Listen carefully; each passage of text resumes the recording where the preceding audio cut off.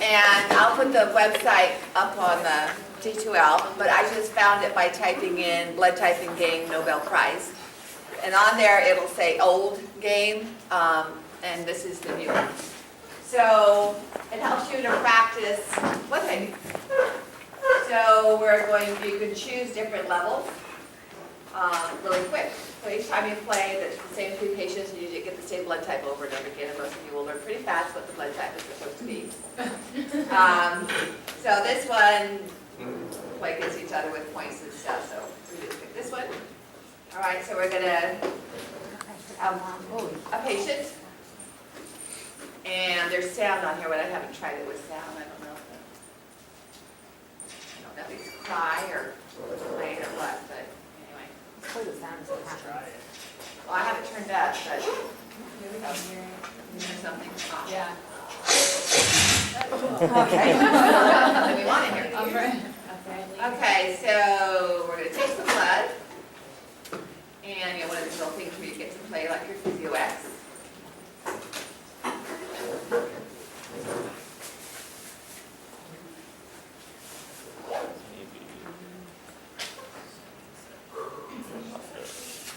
Okay, and now it asks you to determine what the blood type is.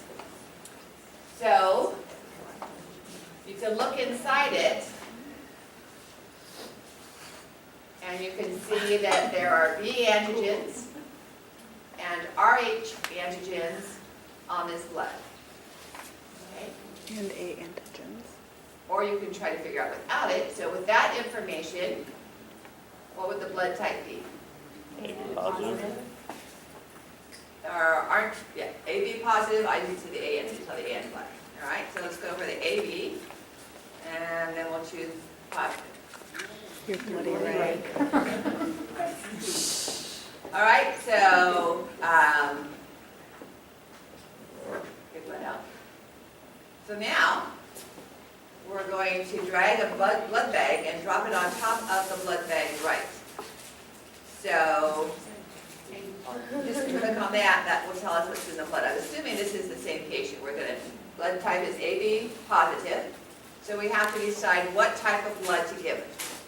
So if you're not quite sure, and you think you want to give it B positive blood, let's be negative, B positive blood, you can click on it, and you can see that it has the B antigen, not showing, contains only red blood cells, no antibodies.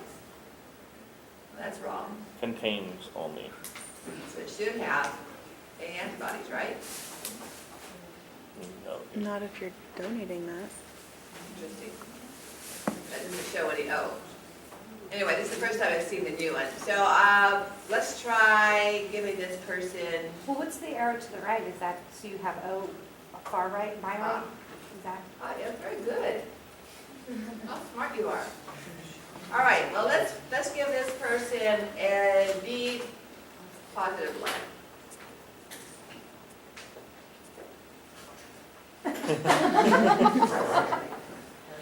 That's cute. She They didn't smiled. like that, did they? He smiled. No, she's Did not. she die? Is she dead yet? Okay, so let's give her we think this one should be right. She smiled again. I don't know. Let's try to kill her. I think smiling means. Well, you can't kill her with AB positive blood. She smiled again. Okay, obviously, we should not have given this person B negative blood, so I'm not quite sure how accurate this one is. Yeah, give her B negative and see Well, what actually, no. That's fine, I was thinking here. AB positive is our universal recipient, so any of these should be fine. Right? Yep. Yes. So now let's choose a different patient. Let's see what happens when she smiles. Well, you can see how it comes up. So here's the blood called Nobel Prize. Oh, God, I want to go back to.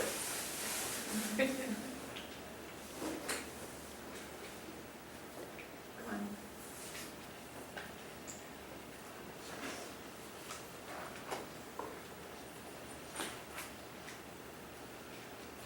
What do you look scary?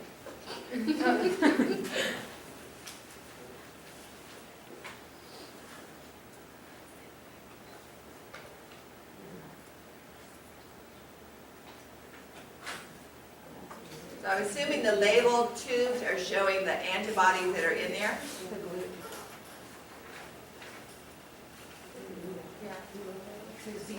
So what would you expect this to be? Negative. Be negative, all right?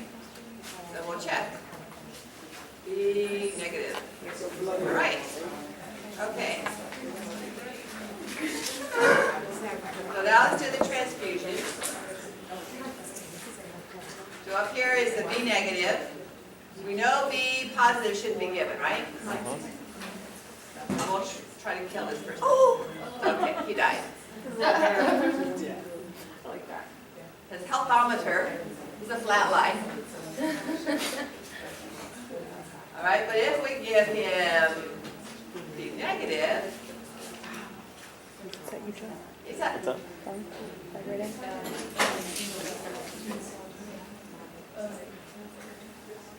we gave him B negative, that should work. It did, he smiled. Oh, he smiled, okay. His healthometer wasn't very high. Anyway, so this is just a more visual way of practicing. I don't know if they have something where they would be the donors, but it's probably just this kind of a thing. On our exam, if on like the blanks, on the back side, can we like dump all of our knowledge on Sure, that? I'll give you a piece of scratch paper if there's not enough room on the test himself. Okay. Yeah. Okay. All righty, so let's move on to the B lymphocyte system. And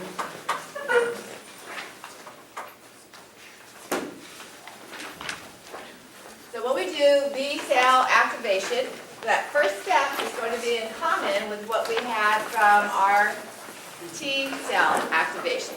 And that first step is activation of the T helper cell. So I think I have time to go over that with you. I don't have the pages with me, so I can't tell you what page number. But remember how we activated a T helper cell? We had an antigen presenting cell that engulfed our antigen.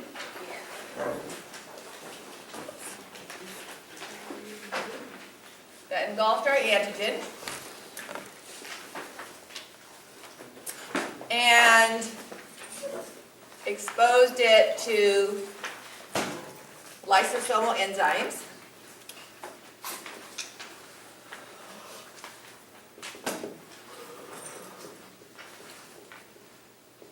And broke that down into smaller components.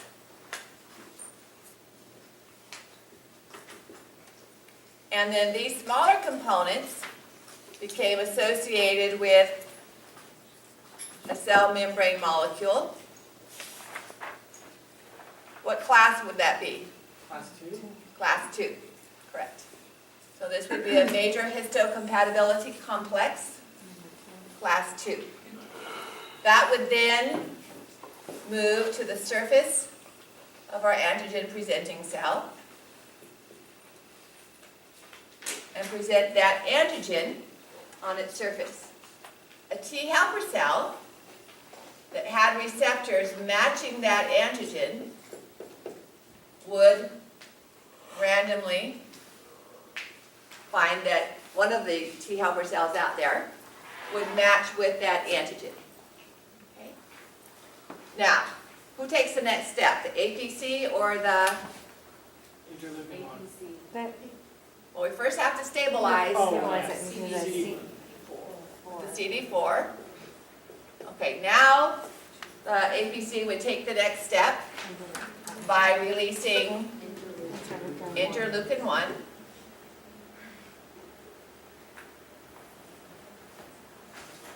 Well, I'll write that out because I want you to be familiar with the word, not just the abbreviations.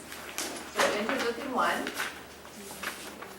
And that's going to trigger this cell now to be co-stimulated, and it's now going to be active. It's now going to be capable of releasing interleukin 2. Okay, so it's going to develop within it interleukin 2 molecules. So yesterday when we were talking about the T killer cell, we had to activate the T killer cell. Okay, now we have an active T helper cell.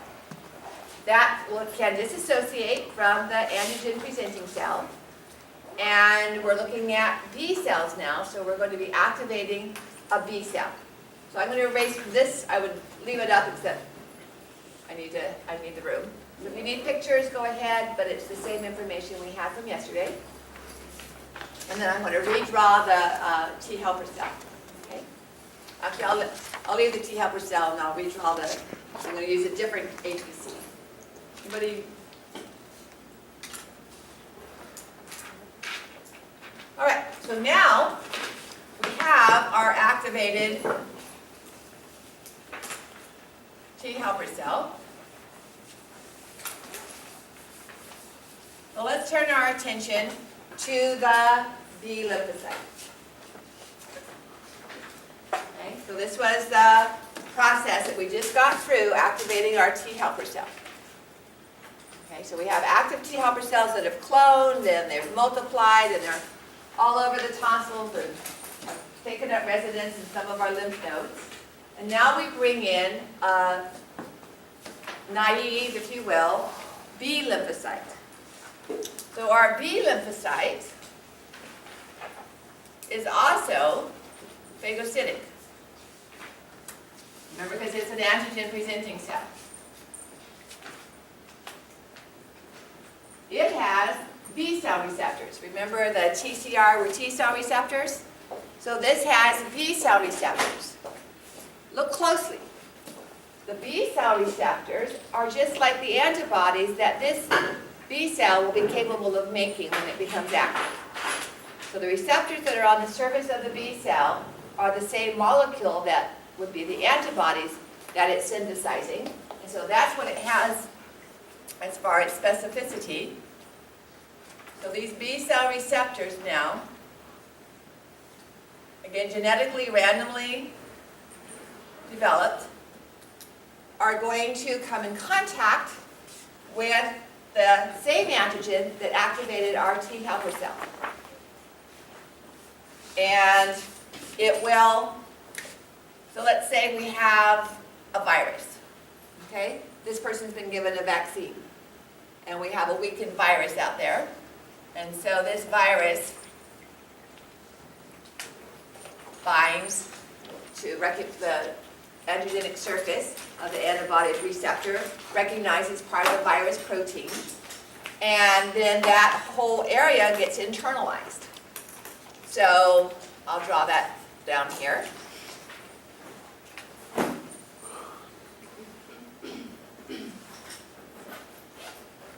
So it's undergoing phagocytosis, but now it's undergoing phagocytosis of those B cell receptors and the viral antigen.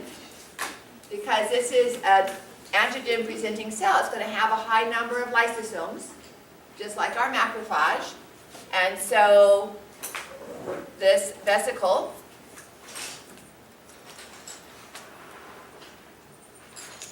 containing the viral antigen is going to fuse with the lysosome. And our viral antigen is going to be broken down and will be attached to, again, what type of MHC? MHC2.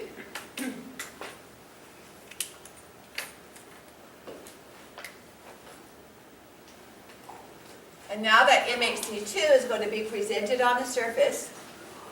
What was the color of my virus before? I think I should stick to the Red. same color. Was it green? Red. Let's keep our virus the same color so we're not.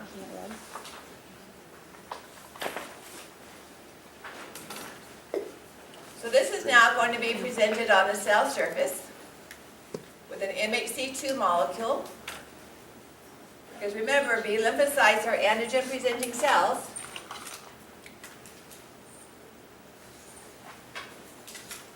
And now we have an active T cell that also recognizes that same molecule, the MHC class II with that same antigen.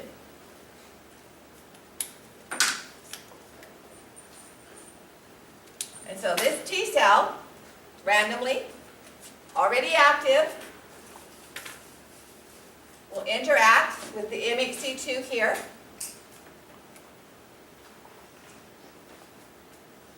This would be the T cell receptor.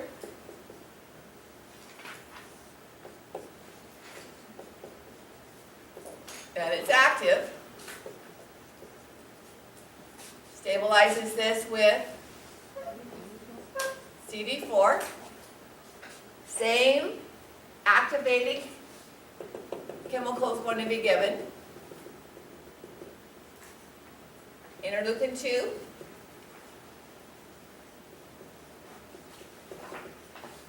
And that's going to activate the B cell. And so this will now form multiple B cells, active B cells.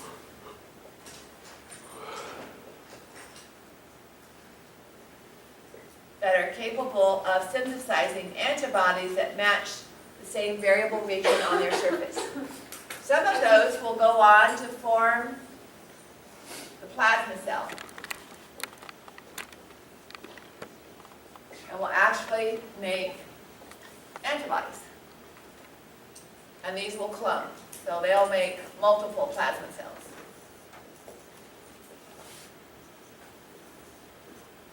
Some will form memory cells.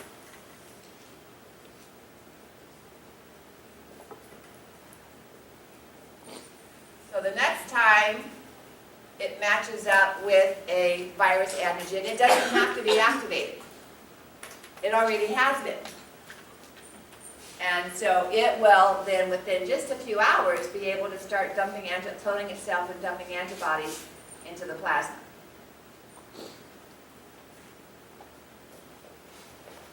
So that first step of T helper cell activation, in fact, it's the same kind of a T helper cell that activated a T killer cell. Only the T killer cell would bind to an MHC1 complex, and the B lymphocyte in T helper cells would bind to the MHC2.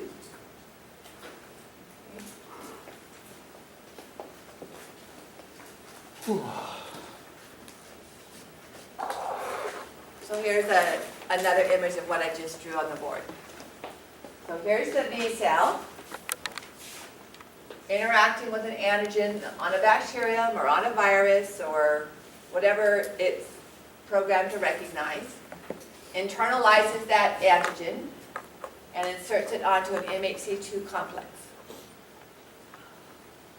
It becomes activated by the T helper cell that was activated in a previous activity, and now it's capable of producing antibodies. Yes. What happens like for the flu virus, if we, like for example, you get it this year, why if we are developing memory cells, the next year why do we have to have a flu shot? You already have Because a- viruses, unlike most bacteria, change their surface coat very rapidly. Remember the story I told you about the HIV virus, the guy that came and gave the woman the B12 shot? It was unique because other viruses that are still HIV have a different coat surfaces. So the vaccines, there are a variety of viruses, and so they try to figure out what variety will be common that particular flu season. I think they did it wrong this year. Because at least in my family, the vaccine didn't help. But the same, mostly with the flu virus, doesn't mutate as rapidly as the cold virus. So that's why they don't, it's too expensive to try to make the cold virus, because the next cold virus you get is going to, rhinovirus is going to be totally unaffected by the vaccine. But it's mostly to do with the problem with the virus. So we have all these antibodies, but probably not likely to see that cold virus again. Maybe, it is helping us, we just don't realize it because there's so many other cold viruses out there that they get us sick anyway. All right, so this is the other aspect of immunity. So we looked at cell-mediated, or the T cell, yesterday, and sharing the T helper cell component here. We have the humoral, referring to the antibody release. So we talked a little bit about antibodies yesterday, just because we've been talking about them so far already. So this is just showing the basic structure of an antibody. Okay? Remember, we have the two, these are called heavy chains, the long ones, And then we have 2 light chains. And this is the constant region. And this is the variable region. So it's not that of our millions of antibodies, they all have exactly the same constant region, but we have 5 basic varieties. They have different constant regions, and they also, some of them appear as pentamers, groups of 5. Some occur as dimers, groups of 2. Anybody know what Ig stands for? Immunoglobulin. Okay? So when we talked about the content of plasma, we talked about a lot of globulins. And those were just different proteins that were in the plasma. So this is referred specifically to antibody proteins.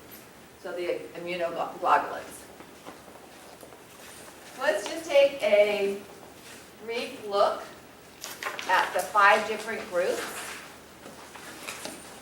So some of them you've heard of, but we just haven't talked about specifically which type they were. And so IgG is probably the most common type of antibody. When we talk about getting a vaccine and developing an immunity against something, it's the IgG antibody. It can cross the placenta. So this is a antibody that is going to be effective with the Rh factor, all right? Typically, our transfusion ABO antibodies, we see a pentamer, the IgM. Okay. And that would be a little bit too large to cross the placenta. So ABO sensitivities in infants can occur, but they don't cause as much damage. This is the receptor of the B lymphocyte, the IgD. So it's usually found just on the lymphocyte rather than in the tissue.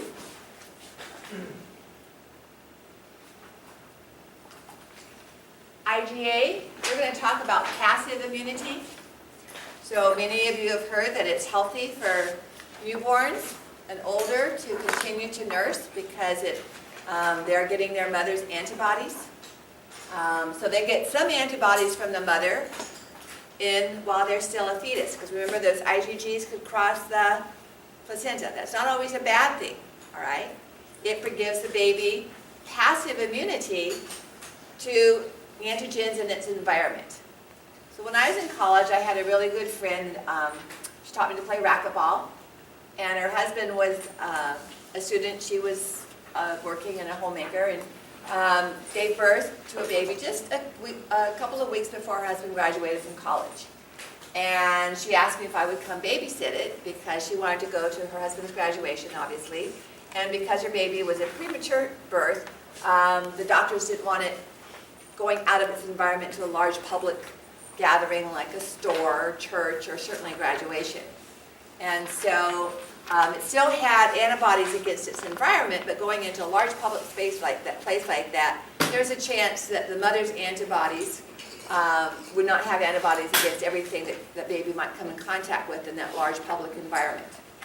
So that early protection against disease and so on comes from the mother's placenta, the baby in the mother's placenta across the blood, and after the baby's born, that can be continued by breastfeeding. Okay? Part of our defense we also have in our fluids of our eyes and tears, saliva. IgE is an antibody that most of you aren't very happy about. So my son, you saw yesterday, at least in the morning, this class, had a doctor's appointment to go see his physician. He's been suffering from our spring allergies and fall allergies from the time he was probably 5 or 6.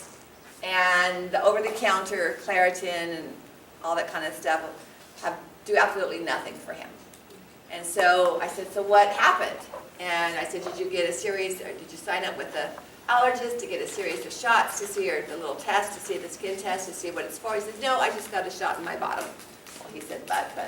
And he said, it's supposed to just suppress the immune response so that I don't have the horrible itchy eyes and sniffly nose. And so this morning, I dropped them off. They're flying back for this Great Gatsby wedding in Savannah this weekend. So we got up at 2:45 this morning, and I was at my office at 5:30, and none of you showed up. But I got your quizzes graded. And he was standing at the airport while we were unloading the car, and he was rubbing his eyes. He goes, "How long would it take for this shot to take effect?" I said, "I don't know what it does. I don't know what it is." But he said, "Well, is it working yet?" And so we'll see just a short picture at the very end. What IgE does is it binds, remember we've been talking pictures about opsonization. Can I erase this page? Sorry, the board.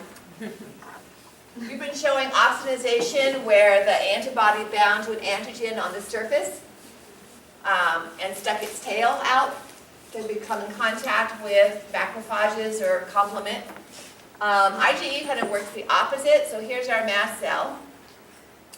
And IgE's tail sticks into the mast cell. And it sticks out like this. And then what happens is if pollen or an allergen comes in and binds to that IgE, that triggers the mast cell to release heparin, or not heparin, histamine. Okay? So the binding of the antigen here is going to trigger the mast cell to respond by releasing lots and lots of histamine. So that's kind of the opposite of what we talked about where we had opsonation in this fashion. Okay? And some non-specific reaction occurred where we had complement binding interacting with that portion. This would be a specific reaction because the antigen is binding to the variable region of the antibody. So those are the 5 basic types. So if I put an image of one on a table, all right, or a matching set, be able to match it up to the characteristics that I've listed here. For the blood transfusion reactions, note how this can magnify the effect of agglutination, then rather than having just one antibody clumping 2 red blood cells together. By having the pentamer, then that's just going to magnify the effect of the numbers of red blood cells that are involved in that agglutination. This is just showing the IgE on the mast cell.